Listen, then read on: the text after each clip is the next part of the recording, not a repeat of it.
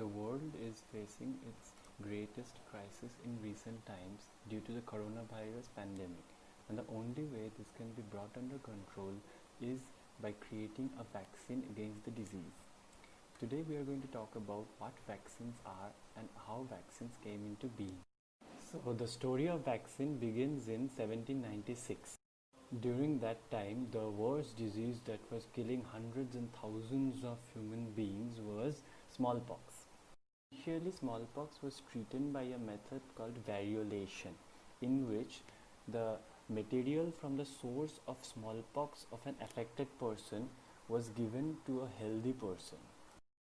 They would go on to develop the symptoms of smallpox, but the death rate would be lower than if they would have had acquired it naturally.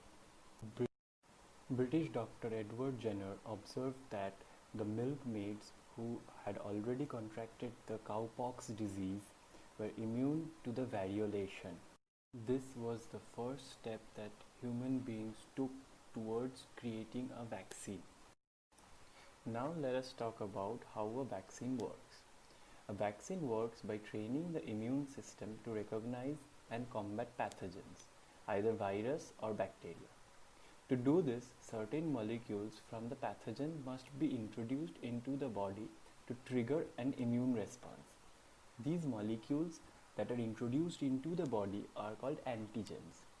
By injecting these antigens into the body, the immune system can safely learn to recognize them as hostile invaders and produce antibodies and remember them for the future. So, if in the future the bacteria or the virus reappears, the immune system will recognize the antigens and immediately attack and aggressively well before the pathogen can spread and cause sickness.